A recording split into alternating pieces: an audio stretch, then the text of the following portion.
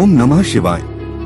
भारतीय संस्कृति के सभी धर्मशास्त्रों में गर्भ ज्ञान संबंधित जो विचार है उसे वीडियो स्वरूप में परिवर्तित करने का पवित्र कार्य मेरे गुरुदेव की प्रेरणा और परमात्मा की कृपा से गर्भ संस्कार की इस श्रेणी में किया गया है।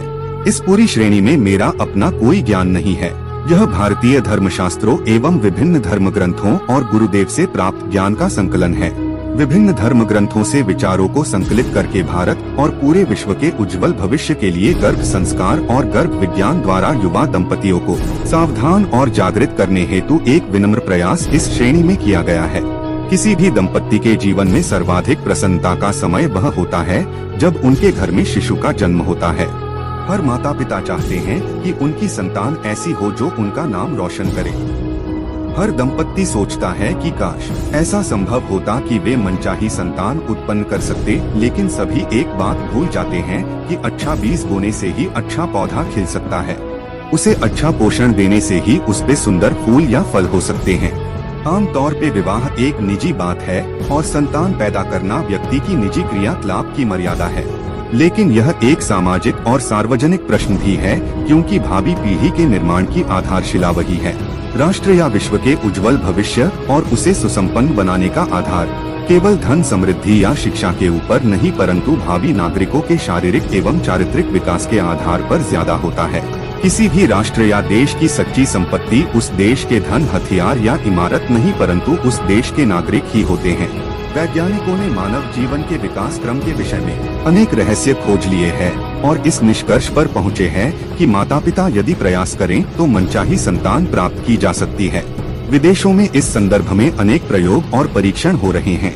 प्लांट बेबी के नाम से ढेरों सेंटर भी मिलेंगे। इंटरनेट पे अनेक ऐसी वेबसाइट मिलेगी जो मेधावी संतान प्राप्ति की तकनीक बता रही हैं। कोई गणितज्ञ चाहता है तो कोई वैज्ञानिक, तो कोई अपनी संतान में विश्व का सर्वश्रेष्ठ गायक, चित्रकार, खिलाड़ी, लेखक आदि चाहता है। भारतीय शास्त्रों में तो इस तथ्य को स्वीकारा ही गया है, परंतु अब तो विज्ञान भी इसे स्वीकारने लगा है। यह कोई नवीन खोज नहीं है, परंतु भारतीय ऋषियों द्वारा दिया गया विज्ञान है, जिसके अनेकों उदाहरण भारतीय साहित्य में बिखरे पड़े हैं।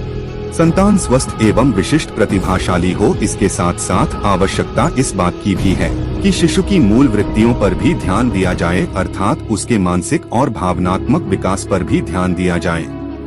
आधुनिक माता पिता बालक के व्यक्तित्व में चिंतन, चरित्र, व्यवहार कुशलता, शालीनता, आदर्शवादिता एवं दैवी गुणों के विकास को आवश्यक नहीं मानते हैं। जहां असामान्य प्रतिभा वालों ने माता पिता और राष्ट्र को गौरवशाली बनाया है, वहीं इस सत्य को भी नकारा नहीं जा सकता कि स्वस्थ शरीर और बौद्धिक प्रतिभा वालों ने ही संसार में बड़े बड़े अनर्थ भी पैदा किए हैं। इसके मूल में उनकी वृत्तियों का विकृत होना ही कारण रहा है। मनोवैज्ञानिक भी स्वीकारते हैं कि केवल मेधावी, प्रतिभाशाली होना ही पर्याप्त नहीं है।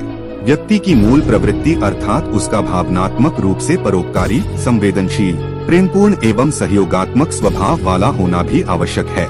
इस दिशा में भी माता पिता को जागृत रहकर ठोस प्रयास करने चाहिए।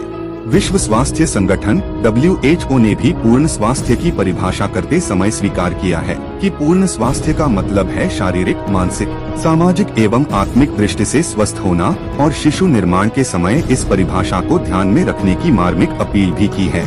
आज तो अधिकांश माता पिता अपनी संतानों से असंतुष्ट हैं, क्योंकि वे गर्भ संस्कार के विज्ञान को भूल गए हैं।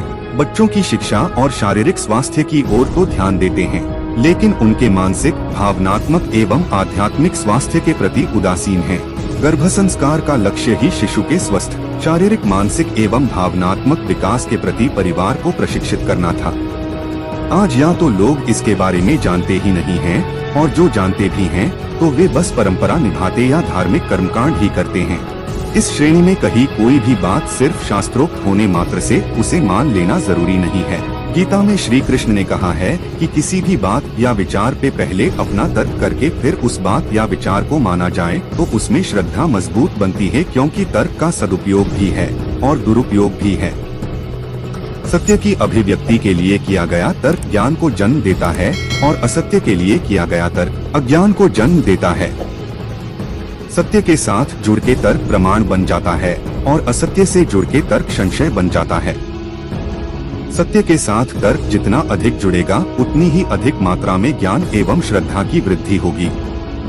असत्य के साथ तर्क जितना जुड़ेगा उतनी ही मात्रा में संशय की वृद्धि होगी। तर्क को सिर्फ अभिव्यक्ति तक ही सीमित नहीं रखके उसे अनुभूति में बदल देने में ही उसकी सार्थकता है। पूरे विश्व ने इस बात का स्वीकार किया है कि भारतीय ऋषियों का ज्ञान आधुनिक विज्ञान से कई अधिक था। फिर भी उस ज्ञान का स्वीकार करना जरूरी नहीं है। आधुनिक विज्ञान के साथ उस ज्ञान को जोड़ा जाए, फिर उस पे तार्किक विचार किया जाए, उसके बाद उसे माना जाए तो व्यक्ति किसी अंधश्रद्धा में नहीं फंसेगा और श्रद्धा के साथ आगे बढ़ सकेगा। पूर्ण श्रद्धा से किया कोई भी कर्म कभी निष्फल नहीं होता। मनुष्य द्वारा हो रही सभी क्रियाओं का मुख्य आधार वैज्ञानिक और आध्यात्मिक होता है। पाप पुण्य और अच्छे बुरे का भेद विज्ञान से नहीं परंतु धर्म से ही समझा जाता है। जहां मनुष्य के अंतःकरण को विकसित करने का प्रश्न खड़ा होता है, वहां विज्ञान उपयोगी सिद्ध नहीं होता। वहां आस्था, प्रेम, उदारता, सद्भावना जैसी मनोवृत्तियां मददरूप बनती है। मनुष्य जिस मनोवृत्तियों से कर्म करता है, ठीक वैसे ही संस्कारों से वो अपने आप को बनाता है। यदि श्रेष्ठ मनोवृत्तियां हो तो विकास और यदि हीन मनोवृत्तियां हो तो विनाश हो सकता है, जो पूरे मानव समाज के लिए हानिकारक है। इसलिए समाज एवं विश्व के कल्याण हेतु सभी मनुष्यों को अपने वंशजों को श्रेष्ठ संस्कारों की विरासत अवश्य देनी चाहिए। लोक हित चाहने वालों के सामने आज यह चुनौती है कि इस दिशा में ठोस कदम उठाया जाए। मेरा इस समाज के सभी वर्गों, संप्रदायों तथा संगठनों से अनुरोध है कि वे भी इस पुण्य प्रक्रिया में भागीदार बने। समय की पुकार को सुने और एक बेहतर समाज की रचना के लिए जन सामान्य को जागरूक करने और इस दिशा में चल पड़ने हेतु संकल्पित करने के लिए ठोस कदम उठाएं। ओम नमः शिवाय।